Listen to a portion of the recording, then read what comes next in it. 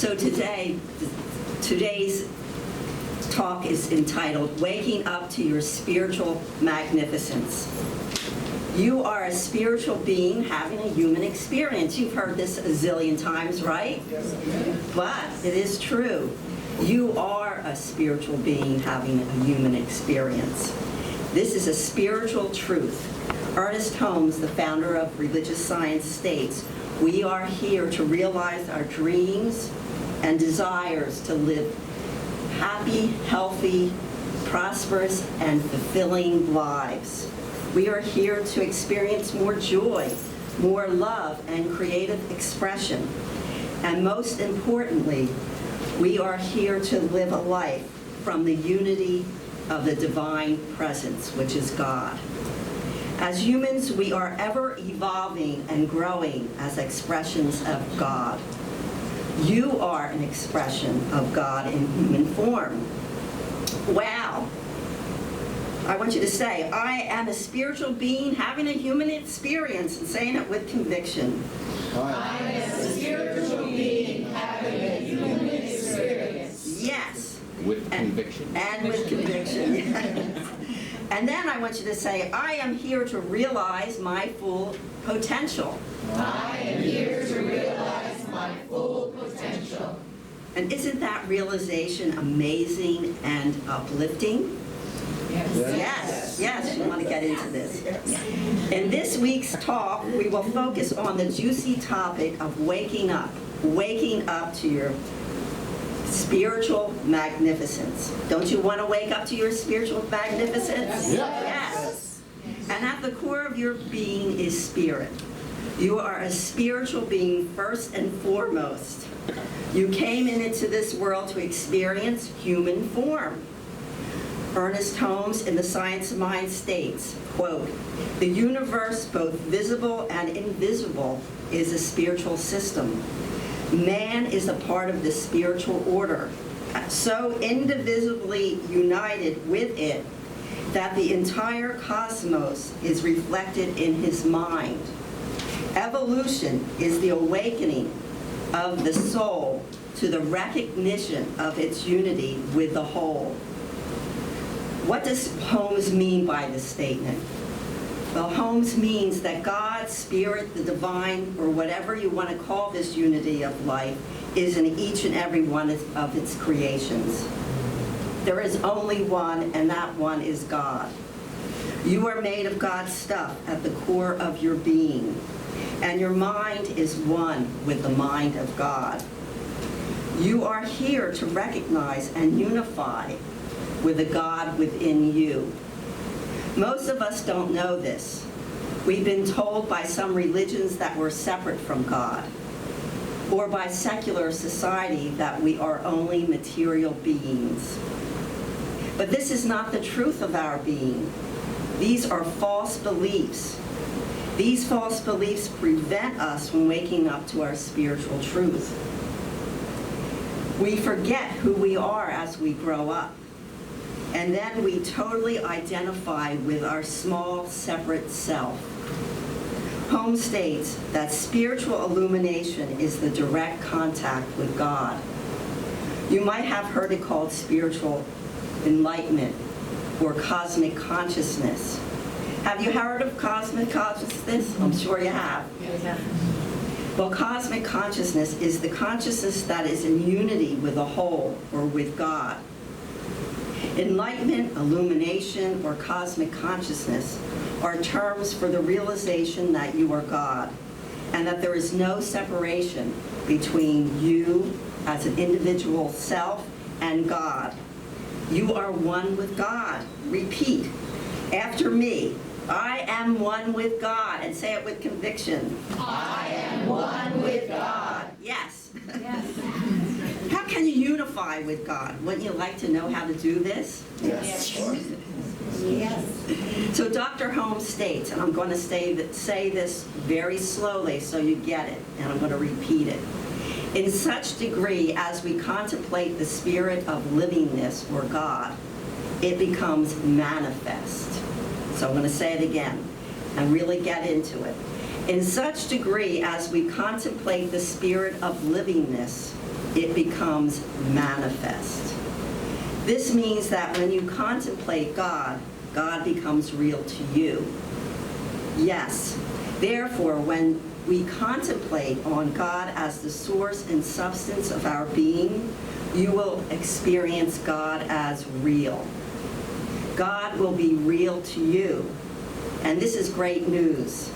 You will begin to know that God is real from experience, a knowing, not just intellectually or theoretically or from some book that you read. And when you state, I am one with God, you open the door to realizing this truth. And this is very powerful. And please soak this in, because it is really that simple. And I say this with conviction and a deep knowing. Let me share an example from my own life and my own spiritual awakening. When I was a small child, I experienced the magic of childhood. Life was enchanting. Life was magical. All things were possible. I was immersed in the ocean of God's love, and it was juicy and it was delicious. As I went on, I began to experience the bumps and bruises of life. Growing up in a dysfunctional home, going to school, and as you know, school can really take it out of you, dealing with peers, deaths, hardships, traumas, and so on. The magic of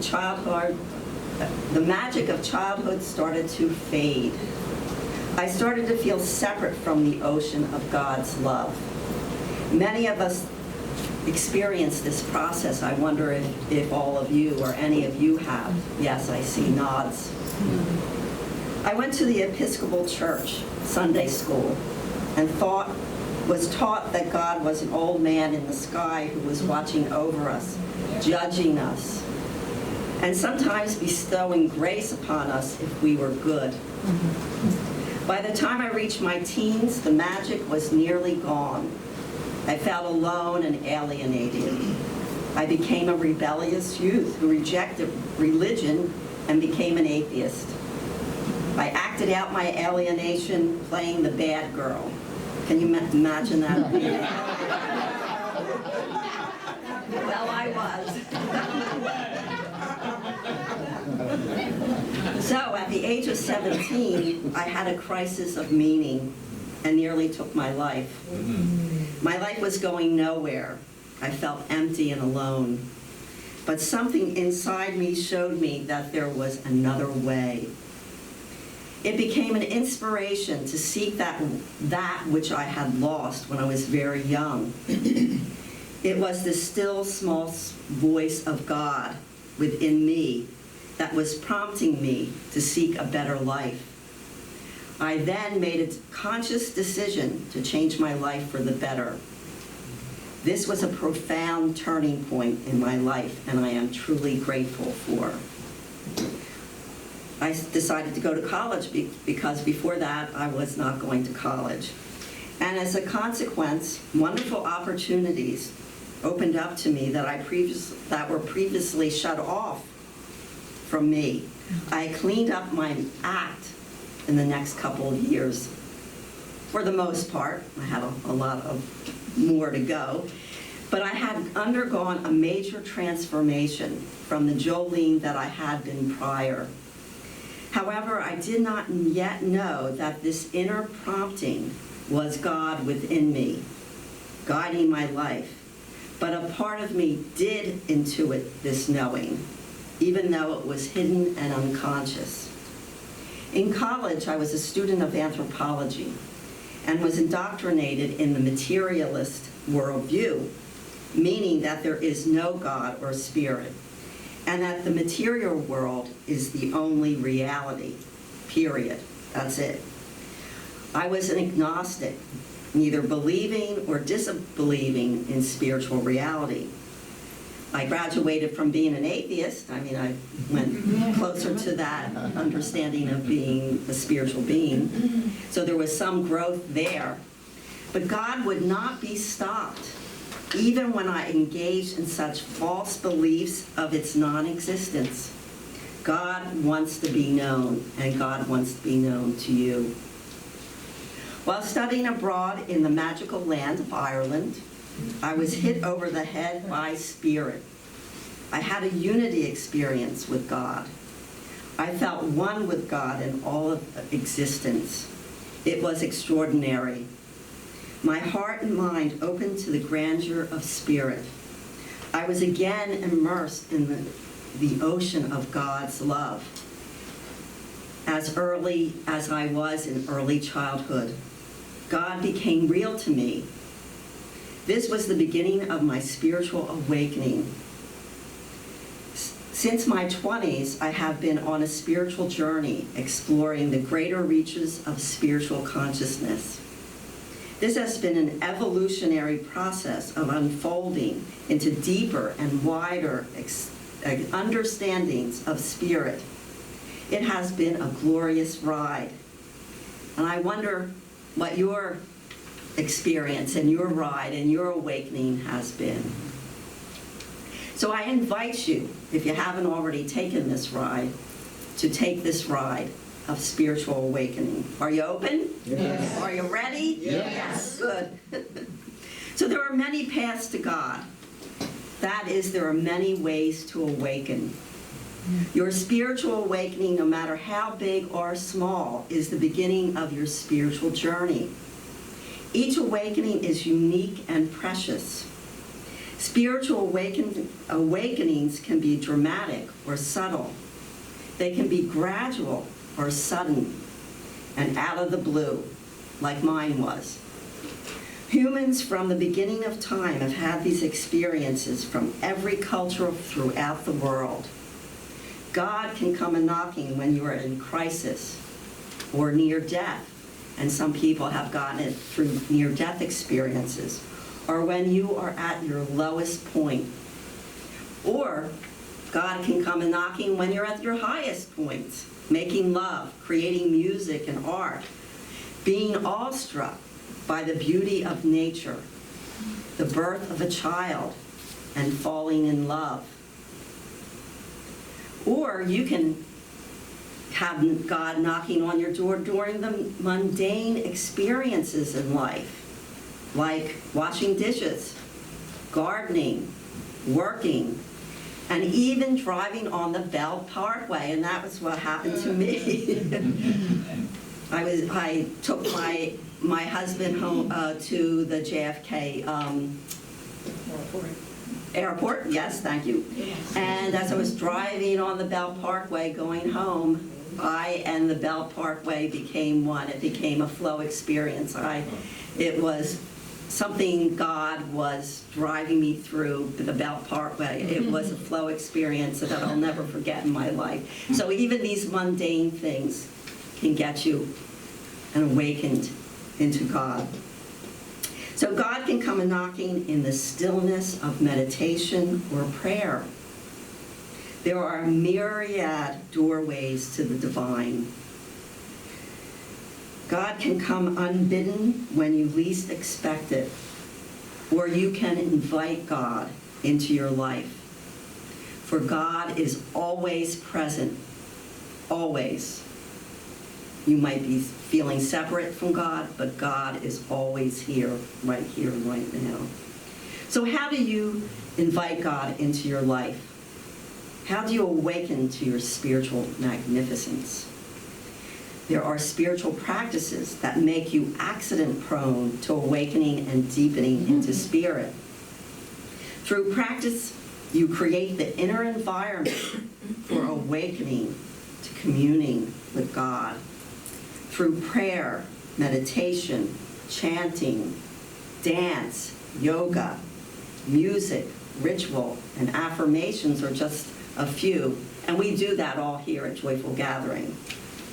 Going on spiritual retreats and pilgrimages are also paths.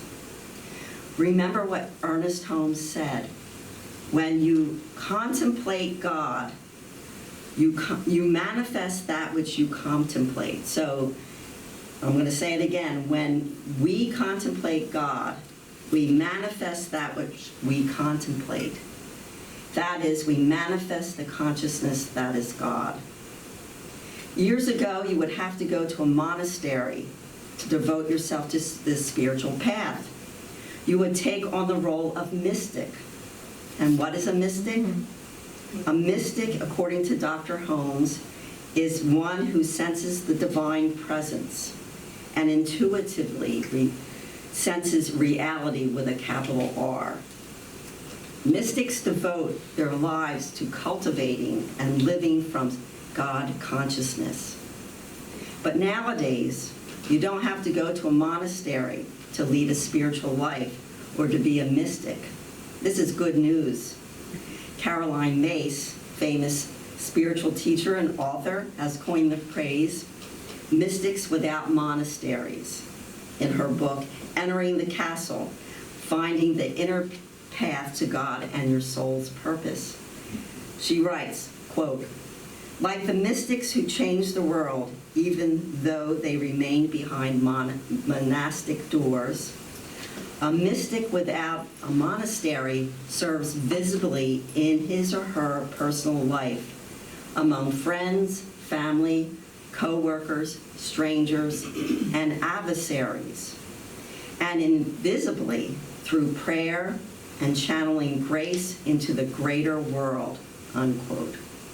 Mystics without monasteries are those people who live everyday lives while cultivating spiritual consciousness, practicing spiritual practices, and living from the divine presence. So I invite you to awaken to your spiritual magnificence. Are you ready to awaken? Yes. Or perhaps to be a mystic without a monastery? Yes. Are all of you that? Yes. I'm sure you are, right? So we're going to do a brief meditation to get you and to deepen into your awakening. So I invite you to close your eyes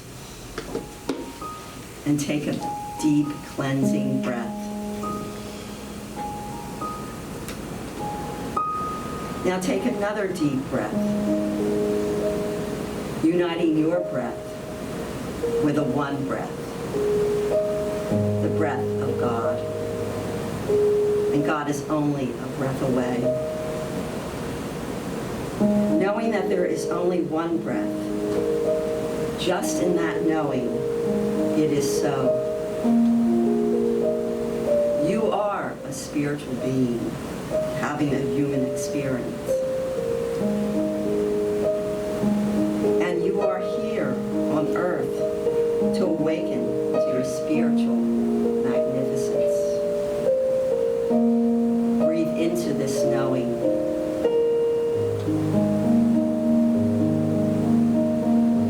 Feel the fullness of this truth.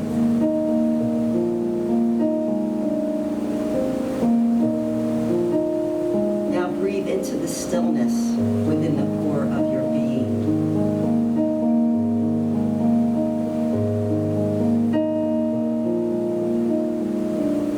And in this stillness, contemplate. Show me your original face, the face you had before your parents were born.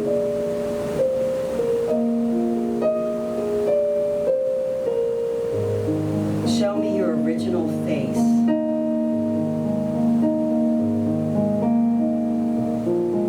The face you had before your parents were born.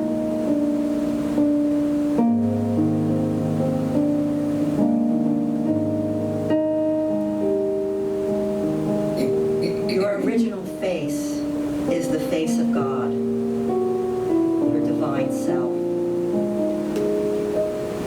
Breathe into this truth.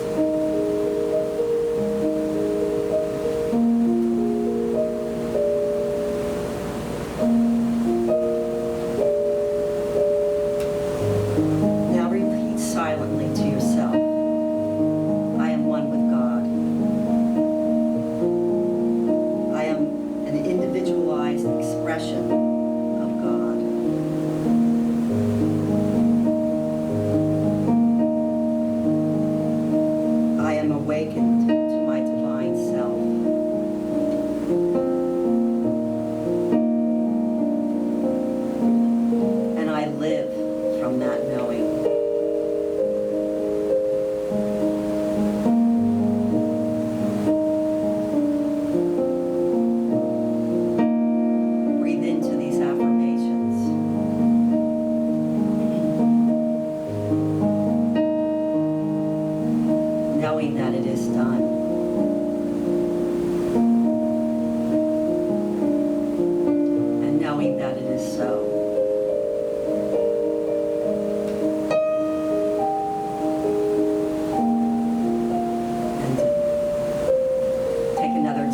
in. And as you breathe out, slowly open your eyes. And as you open your eyes, you see anew from the eyes of the divine that is shining through your eyes. And namaste. My eyes are giving you the blessing of the divine within me that recognizes the divine within you. And so it is. So go out into the world knowing that you are a spiritual being having a human experience, awakened to your spiritual magnificence, a mystic without a monastery. And so it is. And thank you.